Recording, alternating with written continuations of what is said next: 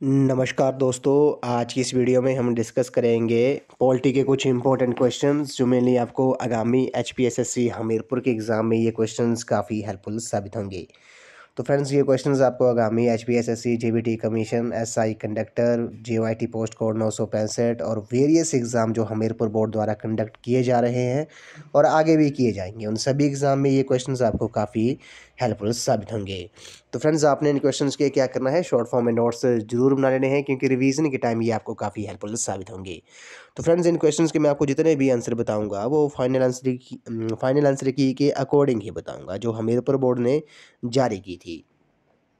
तो फ्रेंड्स, अगर आप एचपी टेट की तैयारी भी कर रहे हो तो इसके लिए भी मैंने एक अलग से प्लेलिस्ट बनाई है जिसका लिंक मैंने डिस्क्रिप्शन बॉक्स में दे दिया है। आप वहां पर जाकर वीडियोस देख सकते हो।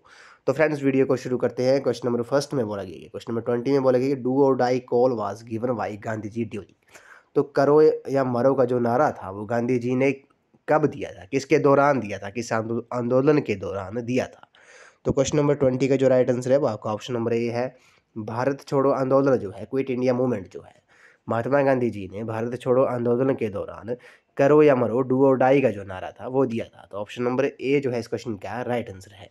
अब बात करते हैं भारत छोड़ो आंदोलन जो था। आपको पता होगा कांग्रेस ने बम्बई अधिवेशन में 8 अगस्त 1942 को भारत छोड़ो प्रस्ताव पारित किया था।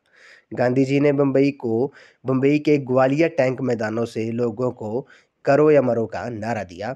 भारत छोड़ो आंदोलन के 9 अगस्त 1942 ईस्वी को प्रारंभ होते ही गांधी तथा अन्य शीर्ष नेताओं को गिरफ्तार कर लिया गया था। ये आपने याद रखना है। भारत छोड़ो आंदोलन हुआ कब था? ये 1942 को हुआ था। 1942 को भारत छोड़ो आंदोलन हुआ था। काफ़ी इंपॉर्टेंट क्वेश्चन है। तो ऑप्शन नंबर ए जो है इस क्वेश्चन का राइट आंसर है। करो या मरो का जो नारा था वो महात्मा गांधी जी ने भारत छोड़ो आंदोलन क्विट इंडिया मूवमेंट के दौरान दिया था। तो ऑप्शन नंबर ए जो है इस क्वेश्चन का राइट आंसर है। क्वेश्चन नंबर 21 पे चलते हैं। क्वेश्चन नंबर 21 में बोला गया है कि राज्यसभा का पदेन सभापति कौन है? Who is ex officio chairman of Rajya Sabha. तो राज्यसभा का पदेन सभापति कौन होता है? काफ़ी इंपॉर्टेंट क्वेश्चन है। क्वेश्चन नंबर 21 का जो राइट आंसर है वो आपका ऑप्शन नंबर बी है। उपराष्ट्रपति जो है, वाइस प्रेसिडेंट जो है, वो राज्यसभा का पदेन सभापति होते हैं। तो ऑप्शन नंबर बी इस क्वेश्चन का राइट आंसर है। तो आपको पता होगा राज्यसभा जो है एक स्थायी सदन है। क्या होता है? राज्यसभा जो है एक स्थायी सदन है जिसे कभी भी वो कभी भंग नहीं हो सकता। और इसमें जो राज्यसभा के जो सदस्य होते हैं, राज्यसभा के जो सदस्य होते हैं उनके कुल कितने सदस्य होते हैं? अधिकतम जो संख्या हो सकती है वो 250 हो सकती है राज्यसभा के सदस्यों की। और 12 सदस्य जो होते हैं राज्यसभा के वो राष्ट्रपति द्वारा मनोनीत किए जाते हैं। और सदस्यों की जो योग्यता होनी चाहिए, उनकी आयु कम से कम 30 वर्ष होनी चाहिए। कम से कम राज्यसभा सदस्य बनने के लिए 30 वर्ष जो है वो उनकी आयु होनी चाहिए। ये एक स्थायी सदन है जो कभी भंग नहीं होता है, बल्कि इसके 1/3 सदस्य जो हैं वो हर 2 वर्ष बाद अवकाश ग्रहण कर लेते हैं और इनके स्थान पर नए सदस्यों का चुनाव हो जाता है। इस प्रकार राज्यसभा के प्रत्येक सदस्य का जो कार्यकाल होता है वो 6 वर्ष का होता है। आपसे एग्जाम में पूछ लेंगे कि राज्यसभा के सदस्यों का कार्यकाल कितने वर्ष का होता है, तो 6 वर्ष का होता है। ये आपने याद रखना है। और राज्यसभा के जो प्रथम उपसभापति थे वो श्री SV कृष्णमूर्ति राव थे। उपराष्ट्रपति जो होते हैं वो राज्यसभा के पदेन सभापति होते हैं और राज्यसभा अपने में से ही किसी एक सदस्य को उपसभापति निर्वाचित करता है। ये भी आपने याद रख लेना है। तो क्वेश्चन नंबर 20 क्वेश्चन का राइट आंसर है। राज्यसभा का जो पदेन सभापति होते हैं वो वाइस प्रेसिडेंट होता है। ऑप्शन नंबर 20 क्वेश्चन का राइट आंसर है। क्वेश्चन नंबर 22 पे चलते हैं। क्वेश्चन नंबर 22 में बोला गया है कि भारत संविधान के तहत अपशिष्ट शक्तियाँ डैश में निहित है। Under the constitution the residuary powers vest with the. तो संविधान के तहत अपशिष्ट शक्तियाँ जो है वो किस में निहित है? क्वेश्चन नंबर 22 का जो राइट आंसर है वो आपका ऑप्शन नंबर सी जो है इस क्वेश्चन का राइट आंसर है। केंद्र सरकार जो है इस क्वेश्चन का राइट आंसर है। संविधान के तहत अपशिष्ट शक्तियाँ जो है वो केंद्र सरकार में निहित है, यूनियन गवर्नमेंट के अंदर निहित है। तो ऑप्शन सी इस क्वेश्चन का राइट आंसर है। क्वेश्चन नंबर 23 पे चलते हैं। The inter state council has been set up under which article of Indian constitution. तो भारतीय संविधान के किस अनुच्छेद के तहत अंतर्राज्यीय परिषद की स्थापना हुई है? काफ़ी इंपॉर्टेंट क्वेश्चन है।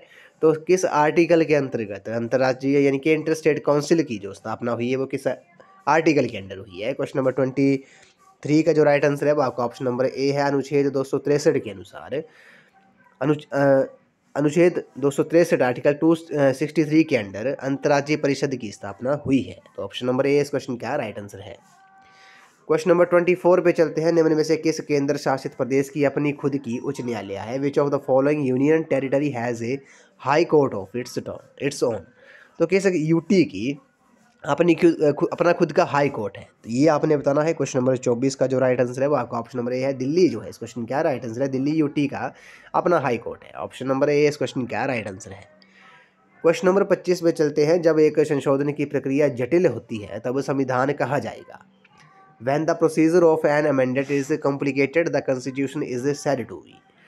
तो जब एक संशोधन की प्रक्रिया जटिल होती है तब संविधान को क्या कहा जाएगा? ये आपने बताना है। क्वेश्चन नंबर 25 का जो राइट आंसर है वो आपका ऑप्शन नंबर बी है, रिजिड उसे कहा जाएगा, सख्त कहा जाएगा। ऑप्शन बी इस क्वेश्चन का राइट आंसर है। जब एक संशोधन की प्रक्रिया जो है वो जटिल होती है, कॉम्प्लिकेटेड होती है, तो संविधान को तब कॉन्स्टिट्यूशन को रिजिड यानी कि सख्त कहा जाएगा। क्वेश्चन नंबर 26 पे चलते हैं। लोकसभा चुनावों की घोषणा के लिए कौन अधिकृत है? Who is authorised to declare election of the Lok Sabha? काफ़ी इंपॉर्टेंट क्वेश्चन है। क्वेश्चन नंबर 26 का जो राइट आंसर है वो आपका ऑप्शन नंबर ए है, प्रेसिडेंट जो है इस क्वेश्चन का राइट आंसर है। राष्ट्रपति जो है वो लोकसभा चुनावों की घोषणा के लिए अधिकृत है। ऑप्शन नंबर ए इस क्वेश्चन का राइट आंसर है। क्वेश्चन नंबर 27 पे चलते हैं। ग्रामीण स्थानिक स्वशासन में सर्वोच्च स्थानिक निकाय निम्न में से कौन सी है? Which is the highest local body in the rural local self government? काफ़ी इंपॉर्टेंट क्वेश्चन है। क्वेश्चन नंबर 27 का जो राइट आंसर है वो आपका ऑप्शन नंबर सी है, जिला परिषद जो है इस क्वेश्चन का राइट आंसर है। ग्रामीण स्थानिक स्वशासन में सर्वोच्च जो स्थानीय निकाय है वो कौन सी है? वो जिला परिषद है। ऑप्शन नंबर सी इस क्वेश्चन का राइट आंसर है। क्वेश्चन नंबर 28 पे चलते हैं। Which is not an essential element of state? निम्न में से कौन सा राज्य का एक आवश्यक तत्व नहीं है?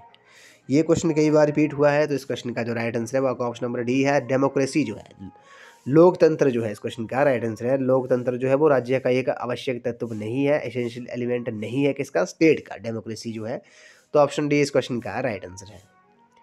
क्वेश्चन नंबर 29 पे चलते हैं। क्वेश्चन नंबर 29 में बोला गया है कि भाषा के आधार पर निर्मित भारत का प्रथम राज्य कौन था? The first state in India to be formed on linguistic basis. तो भाषा के आधार पर जो निर्मित भारत का राज्य था वो आपने बताना है वो कौन सा था? तो आंध्र प्रदेश जो है ये भाषा के आधार पर गठित होने वाला ये पहला राज्य था, पहली स्टेट थी। ऑप्शन नंबर सी इस क्वेश्चन का राइट आंसर है। आपने कमेंट सेक्शन में बताना है कि आंध्र प्रदेश की राजधानी का नाम जो है वो अपने कमेंट सेक्शन में बताना है। तो ऑप्शन नंबर सी जो है इस क्वेश्चन का राइट आंसर है।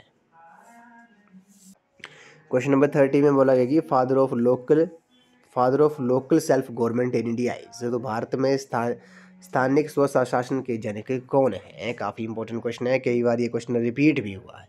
तो father of local self government in India के जनक कौन है? क्वेश्चन नंबर 30 का जो राइट आंसर है वो आपका ऑप्शन नंबर डी है, लॉर्ड रिपन जो है इस क्वेश्चन का राइट आंसर है। इन्हें भारत में स्थानिक स्वशासन के जनक के रूप में जाना जाता है।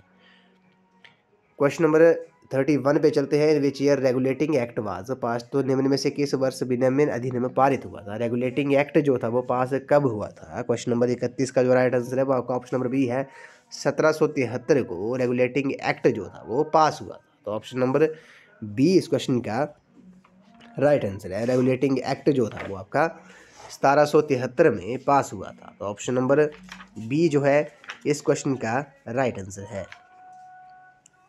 नेक्स्ट क्वेश्चन पे चलते हैं। क्वेश्चन नंबर 32 में बोला गया है कि काफ़ी इंपॉर्टेंट क्वेश्चन है। क्वेश्चन नंबर 32 में बोला गया है कि in which year there are no politics devoid of religion is stated by. तो कोई भी राजनीति धर्म विहीन नहीं है, ये किसने कहा था? मोस्ट इंपॉर्टेंट क्वेश्चन है। There are no politics devoid of religion is stated by. तो कोई भी राजनीति जो है वो धर्म विहीन नहीं है, ये किसने कहा था? क्वेश्चन नंबर 32 का जो राइट आंसर है वो आपका ऑप्शन नंबर बी है, ये MK गांधी ने कहा था। मोहनदास करमचंद गांधी जी ने कहा था कि कोई भी राजनीति जो है वो धर्म विहीन नहीं है। There are no politics devoid of religion. तो ऑप्शन नंबर बी इस क्वेश्चन का राइट आंसर है। क्वेश्चन नंबर 33 पे चलते हैं। राज्य का आधिकारिक अध्यक्ष कौन होता है? Who is official head of the state? तो राज्य का ऑफिशियल हेड कौन होता है? काफ़ी इंपॉर्टेंट क्वेश्चन है। क्वेश्चन नंबर 33 का जो राइट आंसर है वो ऑप्शन नंबर सी है, राज्यपाल जो है, गवर्नर जो है इस क्वेश्चन का राइट आंसर है। ये किसी भी राज्य का आधिकारिक अध्यक्ष होता है। तो official head of the state कौन होते हैं? वो गवर्नर होता है। ऑप्शन सी इस क्वेश्चन का राइट आंसर है। आपको पता होगा हिमाचल के प्रेजेंट में गवर्नर कौन है? राजेंद्र विश्वनाथ आर्लेकर जो है वो हिमाचल प्रदेश के प्रेजेंट में राज्यपाल है, गवर्नर है। क्वेश्चन नंबर 34 पे चलते हैं। Who has framed the constitution of India? तो भारतीय संविधान का खाका किसने तैयार किया था? काफ़ी इंपॉर्टेंट क्वेश्चन है।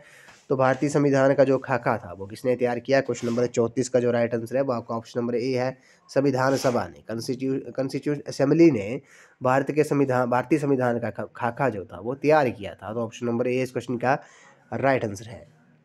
क्वेश्चन नंबर 35 पे चलते हैं। भारतीय संविधान ने राज्य के नीति निर्देशक सिद्ध तत्व लिए हैं। कहाँ से लिए हैं? The constitution of India borrowed the idea of directive principles of state policy from. तो भारतीय संविधान ने राज्य के जो नीति निर्देशक तत्व जो थे वो किस कंट्री से लिए थे? क्वेश्चन नंबर 35 का जो राइट आंसर है वो आपका ऑप्शन नंबर बी है, आयरलैंड से लिए थे। जो directive principle of state policy जो थी वो आयरलैंड कंट्री से ली थी। ऑप्शन नंबर बी इस क्वेश्चन का राइट आंसर है। इस वीडियो को लास्ट क्वेश्चन है, who wrote the book planned economy for India? तो प्लान्ड इकोनॉमी फॉर इंडिया पुस्तक जो थी वो किसने लिखी थी? इस क्वेश्चन का जो राइट आंसर है वो आपका ऑप्शन नंबर ए है, एम विश्वेश्वरैया जो है इस क्वेश्चन का राइट आंसर है। प्लान्ड इकोनॉमी फॉर इंडिया जो पुस्तक थी वो एम विश्वेश्वरैया ने लिखी थी। ऑप्शन नंबर ए जो है इस क्वेश्चन का राइट आंसर है।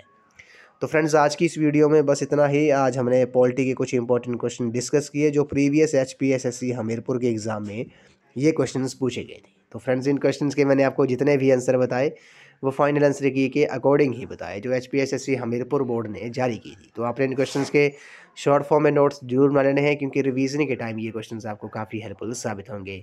तो फ्रेंड्स अगर आप HP टेट की तैयारी भी कर रहे हो तो इसके लिए भी मैंने एक अलग से प्ले लिस्ट बनाई है जिसका लिंक मैंने डिस्क्रिप्शन बॉक्स में दे दिया है। आप वहाँ पर जाकर वीडियोज़ देख सकते हो। तो आज की इस वीडियो में बस इतना ही। तो थैंक यू फ्रेंड्स।